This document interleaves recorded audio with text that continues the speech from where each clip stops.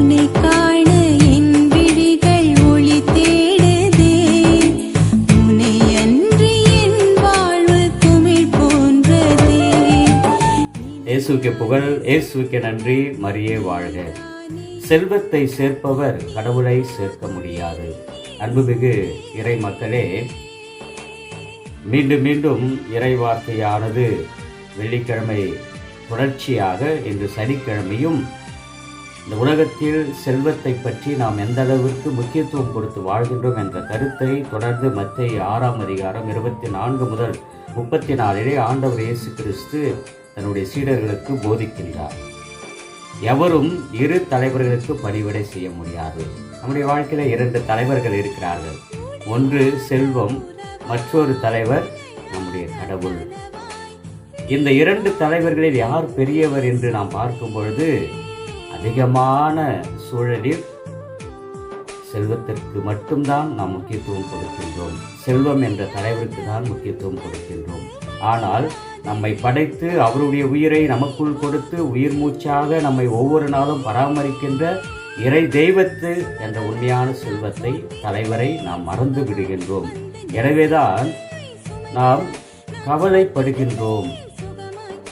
கவலைப்படுவதற்கு காரணத்தையும் கடவுள் விளக்குகின்றார். இயேசு இந்த நாளிலே விளக்குகின்றார். ஆகவே நான் உங்களுக்கு சொல்கிறேன், உயிர் வாழ எதை உண்பது, எதை குடிப்பது என்றோ, உடலுக்கு எதை உடுத்துவது என்றோ நீங்கள் கவலை கொள்ளாதீர்கள்.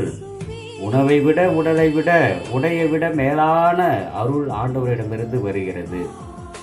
எப்படி எதற்கு நம்ம செல்வத்திற்கு, செல்வமாகிய தலைவருக்கு நாம் முக்கியத்துவம் கொடுக்கிறோம் என்றால், நம்முடைய எதிர்காலத்தை நினைத்து நினைத்து நினைத்து கவலை கொள்வது.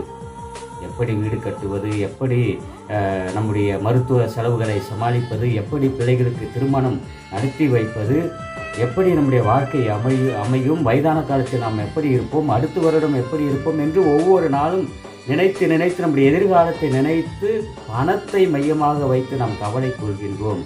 எனவே அப்படிப்பட்ட கவலையெல்லாம் விட்டுவிட்டு ஆண்டவரிடம் உன்னுடைய வாழ்க்கையை அர்ப்பணித்து வாழ். உன்னை படைத்த இறைவன் உன்னை பராமரிப்பார். உன்னை படைத்த இறைவன் உன்னை நேசிப்பார். எனவே அப்படி பல்வேறு கவலைகளினால் செல்வத்தை மட்டும் முக்கியத்துவம் கொடுத்து இறைவனா, கடவுளா, செல்வமா என்று பார்க்கும் பொழுது கடவுள்தான் முக்கியம். செல்வம் நாம் இந்த உலகில் வாழ்வதற்கு ஒரு தேவை என்பதை நாம் தெளிவாக புரிந்து கொள்ளும் பொழுது, கடவுளோடு இணைந்து வாழும் பொழுது என்றென்றும் நிலையான செல்வமான மன நிம்மதியையும் மகிழ்ச்சியையும் பெற்றுக்கொள்வோம். அந்த வரத்திற்காக அந்த நேரத்திலே மன்றாடுவோம்.